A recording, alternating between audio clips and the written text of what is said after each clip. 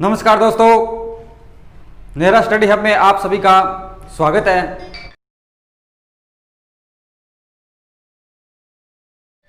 आज का हमारा टॉपिक है राजस्थान साहित्य के बारे में। आज हम पढ़ने जा रहे हैं राजस्थान साहित्य कौन से थे।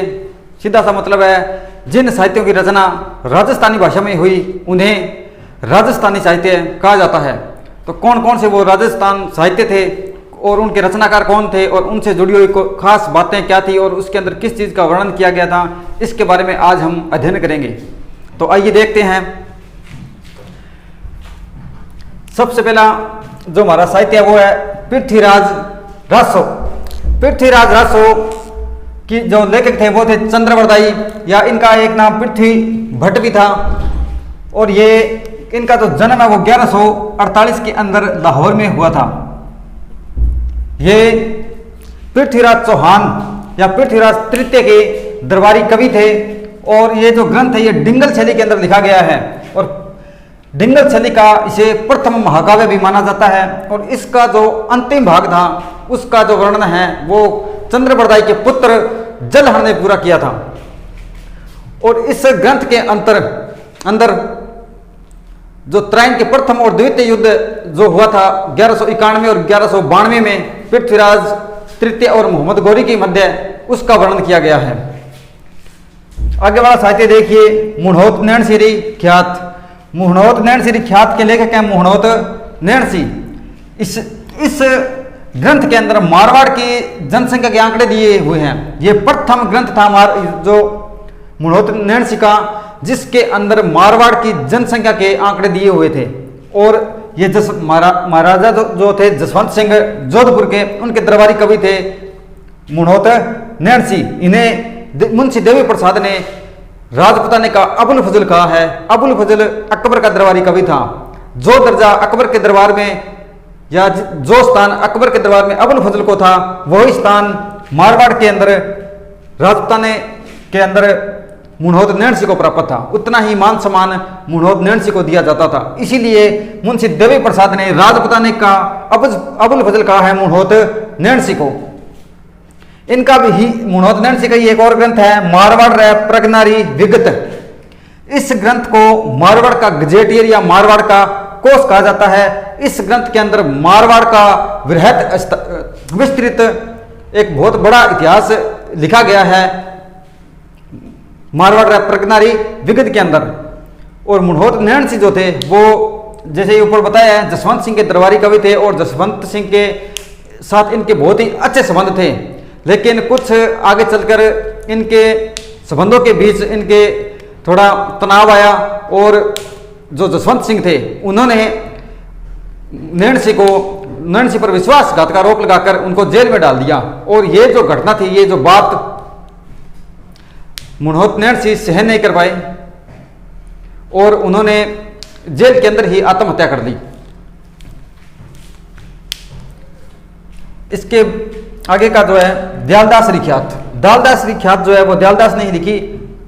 दयालदास जो थे वो रतन सिंह के और सूरत सिंह के दरबारी कवि थे बीकानेर के। और इसे दयालदास रिख्यात को बीकानेर राठौड़ा रिख्यात भी कहते हैं।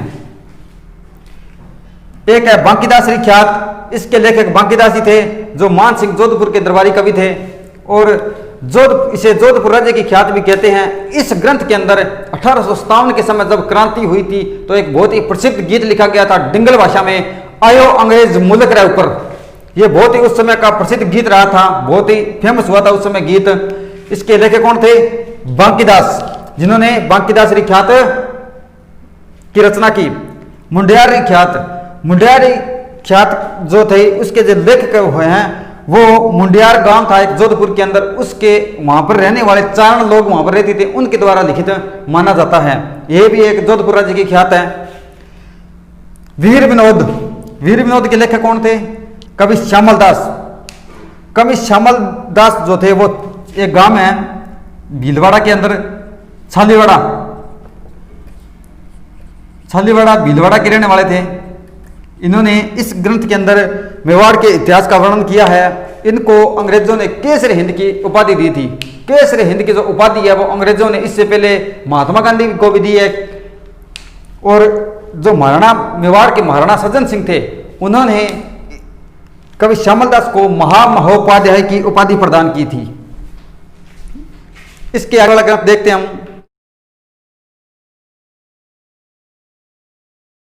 अपना आगे वाला जो साहित्य है वो है कनक सुंदर, जिसके लेखक थे शिवचंद्र भरतिया। कनक सुंदर जो है शिवचंद्र भरतिया का द्वारा रचित है और इसका जो इसे राजस्थान का प्रथम उपन्यास कहा जाता है। केसर विलास दूसरा है। केसर विलास यह भी शिवचंद्र भरतिया का है। यह राजस्थानी भाषा का प्रथम नाटक है। और विश्रांत प्रवास यह भी शिवचंद्र भरतिया का है। यह राजस्थान भाषा की प्रथम कहानी है जो शिवचंद्र भरतिया द्वारा लिखित है। शिवचंद्र भरतिया को राजस्थान का भारतेंदु कहा जाता है। गोरा बादल गोरा बादल के लेखक हैं हेमरतन। गोरा जो था वो चित्तौड़ की जो रानी थी रतन सिंह की पत्नी पद्मनी, उसका चाचा था। और जो बादल था वो था रानी पद्मनी का भाई। इस पुस्तक के अंदर चित्तौड़ के जो राजा थे रतन सिंह, उनकी जो पत्नी थी उसको देखने की इच्छा जाहिर की अलाउद्दीन खिलजी ने।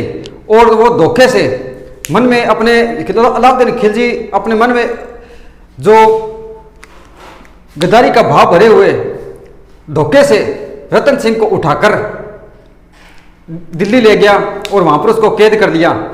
और यह सूचना भी भिजवाई चित्तौड़ कि रतन सिंह की जो पत्नी है रानी पद्मनी, वो अगर यहाँ पर दिल्ली आती है तो मैं रतन सिंह को छोड़ दूंगा। इसके लिए रतन सिंह को छुड़ाने के लिए जो गोरा और बादल जो थे वो महिलाओं के भेष में डोलियों में सवार होकर रतन सिंह को छुड़ाने के लिए गए और वहां से वो रतन सिंह को छुड़ाकर ले गए। और जब अलाउद्दीन खिलजी की सेनाओं को पता चला तब तक रतन सिंह जो था वो चित्तौड़ के किले में पहुंच चुका था। लेकिन रास्ते में गोरा और जो बादल गोरा जो पद्मनी का चाचा था और बादल जो पद्मनी का भाई था शहीद हो गए। इन्हीं की शहादत पर लिखी गई है एक रचना है गोरा बादल हेमरतन द्वारा। इसके आगे नेक्स्ट है किरतार बावणी। किरतार बावणी के जो लेखक थे वो थे कवि दूर सा आडा। ये सांचौर राजस्थान के रहने वाले थे। ये अकबर के दरबारी कवि थे, डिंगल भाषा के कवि थे ये।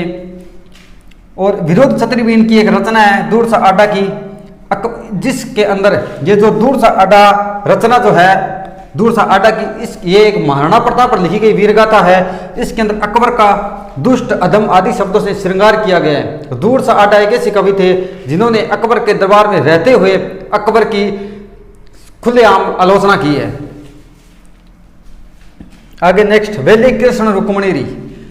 वेली कृष्ण रुक्मणीरी पृथ्वीराज राठौड़ का ग्रंथ है। पृथ्वीराज राठौड़ जो थे वो बीकानेर के महाराजा कल्याण मल के पुत्र थे और अकबर के दरबारी कवि थे। अकबर ने इनको पृथ्वीराज जो राठौड़ है उनको गागरोन की जागीर भेंट की थी।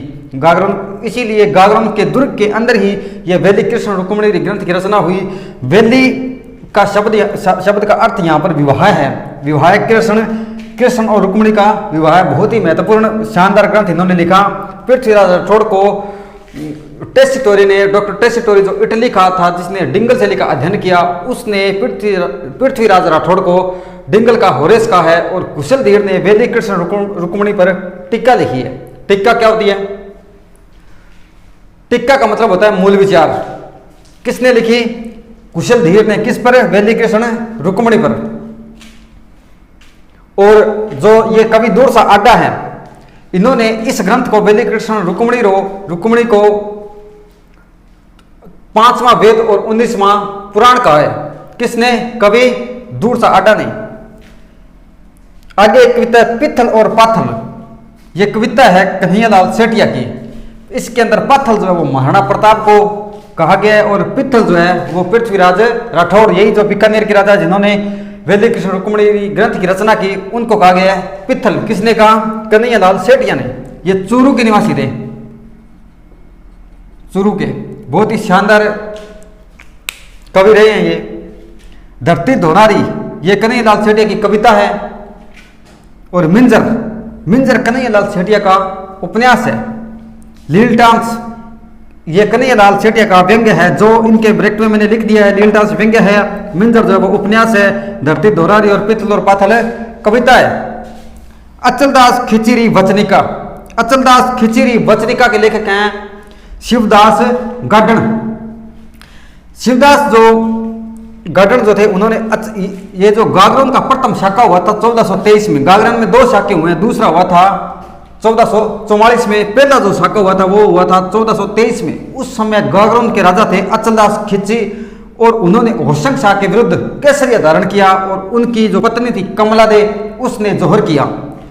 अचलदास जो थे वो संत पीपा के भाई थे। संत पीपा जो थे वो अचलदास खिची के भाई थे। संत पीपा की जो दरगाह है वो गागरन के दुर्ग के अंदर है। संत पीपा का जो मंदिर है वो समदड़ी बाड़मेर के अंदर है और संत पीपा की गुफा टोडा गांव टोंक के अंदर है।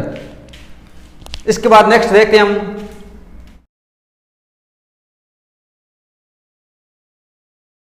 हाँ तो नेक्स्ट है राजपूताने का इतिहास। इसके लेखक हैं गौरी शंकर हीराचंद ओझा। गौरी शंकर हीराचंद ओझा जो थे ये रोहिड़ा, लिख देता हूं यहां पर, रोहिड़ा गांव सिरोही के रहने वाले थे। यह ग्रंथ राजपूताने का जो इतिहास है ये बहुत ही काफी विस्तृत ग्रंथ है। इसको लिखने में 15 वर्ष लग गए थे और ये लगभग 2500 पृष्ठों में लिखा हुआ ग्रंथ है। प्राचीन भारतीय लिपियों का वर्णन इसके अंदर किया गया है जिसके कारण इसे भारतीय लिपि शास्त्र भी कहा जाता है। 1884 में इसे Guinness book of the world record में दर्ज किया गया था। इसके अंदर मेवाड़, सिरोही, बीकानेर और जोधपुर राज्य का विस्तृत इतिहास है।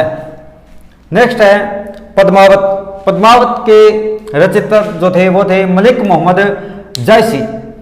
इसके अंदर राणा रतन सिंह जो थे मेवाड़ के महाराणा, उनकी पत्नी जो थी पद्मनी, उनकी कहानी जो है वो लिखी गई है और ये शेर शाह सूरी के समय में लिखा गया था।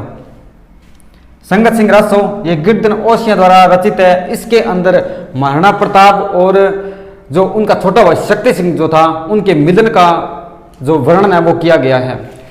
हल्दी घाटी के युद्ध के समय जब महाराणा प्रताप घायल हो गए थे और उनका घोड़ा जो चेतक था वो घायल हो गया था और महाराणा प्रताप को मजबूरी में युद्ध से जाना पड़ा था किले की तरफ, तब जो शक्ति सिंह जो अकबर के दरबार में था उसका भी खोया हुआ स्वाभिमान लौट आया अपने भाई को इस तरीके से लड़ते हुए देखकर और वो वहां से चल दिया और महाराणा प्रताप के पास पहुंचा और महाराणा प्रताप को घोड़ा और तलवार वगैरह दी और वहां से रवाना किया। तो इस चीज का वर्णन किया है संगत सिंह रासों में गिरधर ओसिया ने। यही जो वर्णन है महाराणा प्रताप और शक्ति सिंह के मिलन का वर्णन अमर काव्य मसावली में रणछोड़दास भट्ट ने किया है। आगे है नेक्स्ट राजी राव सोरठा। इसके लेखक हैं कृपाराम खिड़िया।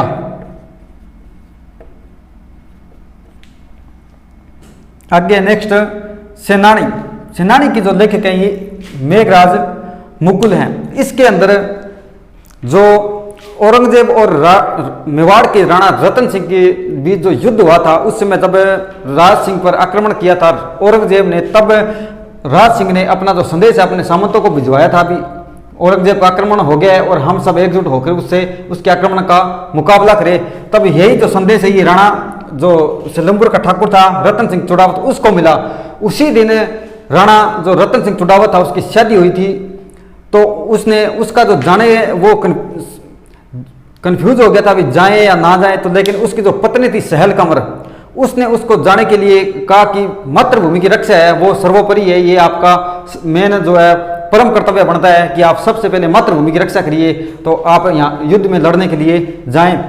ये सोचकर सुनने के बाद रतन सिंह जो है वो युद्ध में लड़ने के लिए गया, लेकिन वहां पर युद्ध के अंदर उसको बार बार अपनी पत्नी की जो याद आ रही थी, तो उसने अपने एक व्यक्ति को भेजा कि आप जाओ और उसकी पत्नी का नाम था सहल कंवर से एक ऐसी निशानी लेकर आओ जिससे मुझे उसकी जो याद ना आए, मुझे ऐसे लगे कि वो मेरे पास है। जब वो व्यक्ति रतन सिंह उस जो पत्नी थी रतन सिंह की सहल कंवर उसके पास गया निशानी लाने के लिए, तो उसने अपना सर काट कर दे दिया और उसी सर को अपने गले में डालकर बाल जो थे उसको बांधकर रतन सिंह ने युद्ध किया और युद्ध में जीत गए। और ये जो रानी थी इतिहास में हाड़ी रानी के नाम से प्रसिद्ध है, क्योंकि ये जो रतन सिंह था ये बूंदी का हाड़ा राजपूत था, इसलिए इसकी पत्नी को हाड़ी रानी के नाम से जाना जाता है। इस पर एक कविता भी जो धरती धुनाली कविता है कन्हैयालाल सेठिया ने लिखी थी। इसमें एक लाइन भी है, चुड़ावत मांगी सेनानी सर काट दे दियो सतरानी, ऐसी कुछ लाइनें हैं। तो वो कविता भी आप सुन सकते हो कन्हैयालाल सेठिया की। आगे नेक्स्ट है मुर्दों का टीला। ये रांगे राघव कवि जो है इसने इसकी तो 3 रचनाएं हैं, मुर्दों का टीला, घरौंदा और कब तक पुकारूं। नेक्स्ट है ढोला मारूरा धुआ। इसके लेखक है कवि कलोल। इसमें ढोला और मारू के प्रेम और विरह का वर्णन किया गया है। जो ढोला था ये जैसलमेर का राजकुमार था और जो मारू है ये गागरोन की, सॉरी ये जो ढोला है ये गागरोन का राजकुमार था और जो ढोला है मारू है ये जैसलमेर की राजकुमारी थी। इनकी शादी जो बचपन में हो गई थी लेकिन इनके जो मिलन जो है वो नहीं हो पाता है। तो इसके जो विरह और वेदना का जो वर्णन है वो किया गया है ढोला मारू और धुआ के अंदर। कवि कलोल इसके लेखक हैं। नेक्स्ट है चेतावनी रा चुंगठिया। केसरी सिंह बारठ द्वारा रचित है ये। चेतावनी का मतलब चेतावनी और चुंगठिया का मतलब होता है दहाड़। चेतावनी रा चुंगठिया यानी कि चेतावनी की दहाड़, इसका शाब्दिक अर्थ बनता है। केसरी सिंह बारठ इसकी रचयिता है। ये 1903 में केसरी सिंह बारठ ने जब 1903 के अंदर एडवर्ड सप्तम जब भारत आ रहा था तो उसके भारत आगमन पर दिल्ली में दिल्ली दरबार लगाया गया था जिसके अंदर सभी राजाओं को आमंत्रित किया गया था।